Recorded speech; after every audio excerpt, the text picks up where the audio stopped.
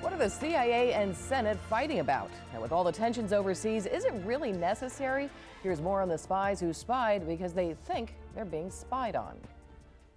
As far as the allegations of CIA hacking into Senate computers, nothing could be further from the truth. I mean, we wouldn't do that. I mean, that's just beyond the scope of reason in terms of what we would do. She says that there are potentially illegal and unconstitutional breaches by the CIA.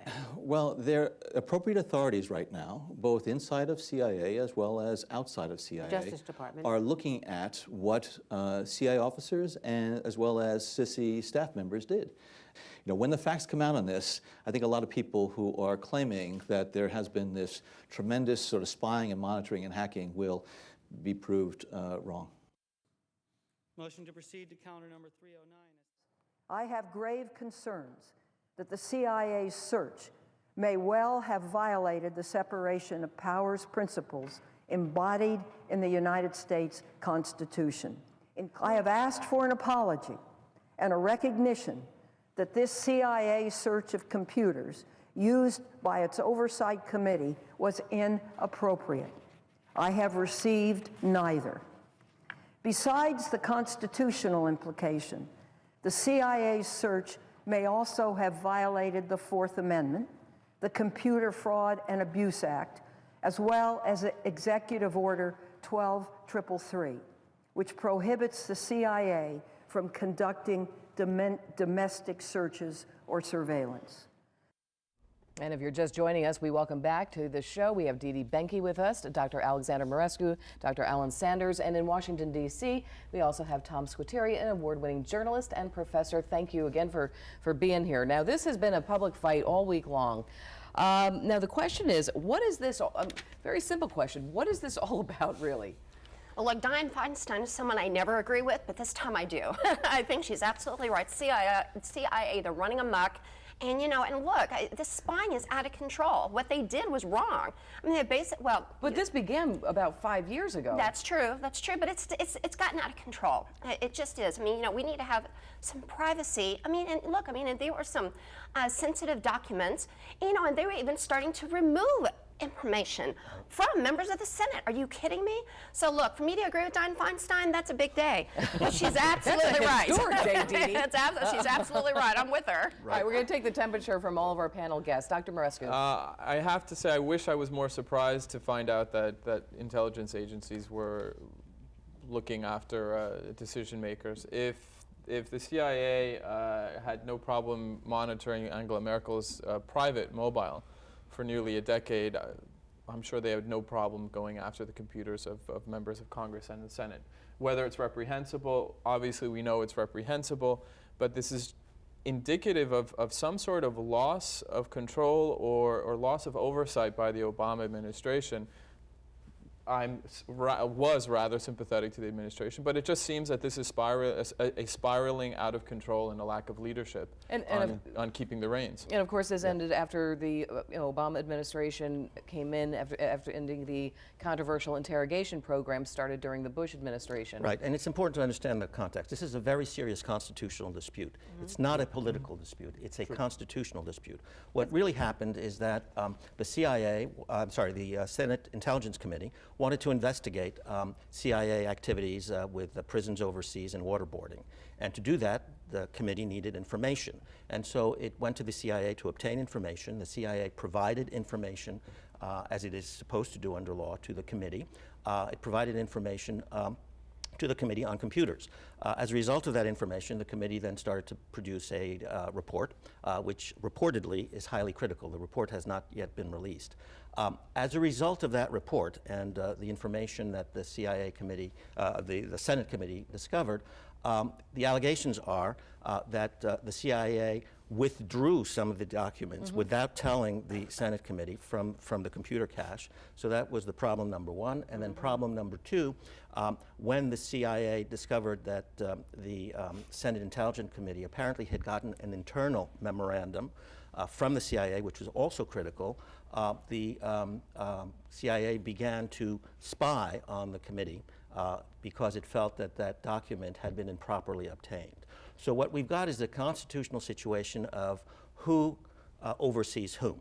The CIA oversees the committee because it believes that national security is endangered. The committee oversees the CIA because it's an agency of the federal government, and the Congress is the ultimate authority for supervising what the government does. And a wonderful So this overview. is- That's a wonderful overview of giving us like the history, because as we said, this has been going on for 5 years now, but obviously certainly revving up. Now let's check in with Tom Squitteri down in Washington, D.C. And we assume that with your bird's eye view of the Capitol building there, that you've heard quite a bit of this squabbling Right back and forth. there. Well, I agree with what he just said. It was a brilliant overview.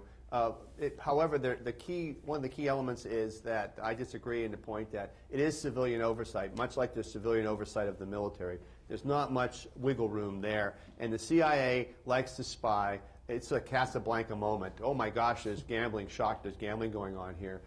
It's the fact that they're spying probably improperly, if not illegally, and they rebelled when indeed the Senate staffers actually started discovering information about what they were doing. They've resisted giving all the information they should be giving, and now that the information got out by accident to the Senate committee, they're fighting back the way they can. I also believe this spying began way before President Obama took office. It happened in the Bush administration as well. It just wasn't as publicized as much. Listen, the funny thing here among the cynical people in Washington, D.C., which they sometimes count myself as one, is that when there was spying going on of Americans and spying going on of everybody else, Congress didn't really raise an uproar. Now, in a rare moment of bipartisanship, both Republicans in the House and Democrats in the Senate and all in between are shocked that there's spying of Congress going on. So let's all put this into a broader perspective as well. Well, Yeah, but he's I acting wanna like it's talk no about- big deal. It is a big deal that they would spy on Congress and then take back documents. I think you're being very glib about it. That is a big deal for them to I'm not being glib steal- about it. well, I think it's you very are. serious. That's why I said it's been going on for a while. I'm not being glib about it at all. I mean, I'm saying I'm shocked that people were shocked that there's spying going on. I'm not They shocked should at be. all. It The fact is should been be. going on, And I think nothing's it's been good what done Don about it. Feinstein's doing. So hopefully it'll stop. And I would Well, like I to want to talk about the legal ramifications now, and if there's any criminal charges that could be possible. Well, there are always criminal charges that are possible, but in this kind of conflict between the two branches, the courts don't really get involved. That is because it's very hard for the courts to impose judicial standards on this. There's a little bit of constitutional law in this area, but the constitutional law is vague and uncertain because you're dealing with national security and you're dealing with political conflict between the two branches. What is likely to happen is that the Congress will probably get the upper hand, because Congress is the agency of government that funds all agencies of the government. And so if Congress really wants to be muscular about this, it can start to act on the budget of CIA, act on the budget of the National Security Agency, and start to put up legislative restrictions on what these agencies can do. Now when I talked about the criminal charges, we did get a little bit of a chuckle from Washington, D.C. So, Tom, want to share your opinion with us on that? Oh, when he mentioned there's always possibility of criminal charges, that kind of goes without saying as well. I laughed because I thought I'm expecting some down the road, especially if there's not any kind of resolution in the near future. Now, Obama said he would not weigh in on the accusations that the CIA overreached and spied on the Senate. Do you think he should be weighing in on this? Absolutely. Absolutely. He's the chief executive of the executive branch. Why do you think he's not saying anything on this? Because he's a chicken. I mean, he's not weighing in on anything lately. He's been so weak, and for him to do this, Well, this you is a have to pretty admit big this thing. is I'm just weak. saying, quite a few of the issues are very big right now, but I'm saying he's not saying anything. He's, Well, right, and there's a political reason for that. I mean, I agree that he should take a stand. What's the very political much. reason? The political reason for that is that the head of the CIA was one of his closest advisors when. That's what I was He's hoping. probably got dirt on him. I He's was- got dirt on the when man. I was just hoping somebody might say that. But understand this: he's faced with a big conflict between two political allies. Mr. Brennan is one of his closest political allies, and was one of the people who he turned to for advice on the drone strikes that have been so controversial.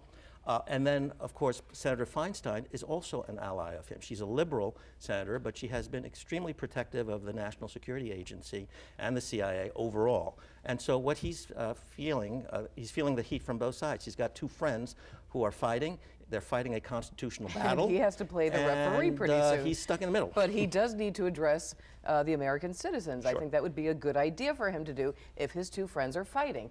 Tom, we're going to get last thoughts from you. I'm glad this happened because it maybe will shock some Americans into realizing just how bad this epidemic of spying has gotten out of control, way beyond what was envisioned to protect us from foreign terrorists and others. So I wonder what will happen now, and if this will spur some more bipartisanship action, at least against reining in or oversight of the intelligence community. Dr. Mirescu, your final thoughts. I would agree with Tom. I think that we've hit a pinnacle, and any increased public information on spying, especially against our representatives in government, the public needs to be outraged with this, and I do agree that the president needs to take a pretty clear, decisive stand on this. And on this historic day here on Fresh Outlook, where Dee Dee agrees with a Democrat. I do. I never said I was Democrat. No. She meant Feinstein. I meant Feinstein. Yeah, I think he's afraid he's going to pull a Hoover. That's what I think. Who knows? Any final thoughts? Oh, no, I do. I think that, you know, President Obama, I mean, who really wants to make the CIA guy mad, you know? It's because he knows everything, obviously. So we'll see. We'll see what happens. All right, we're going to be talking about this one, I'm sure, for a couple of weeks as well. We're going to take a short break. When we come back, we're going to lighten things up. The lightning round is next.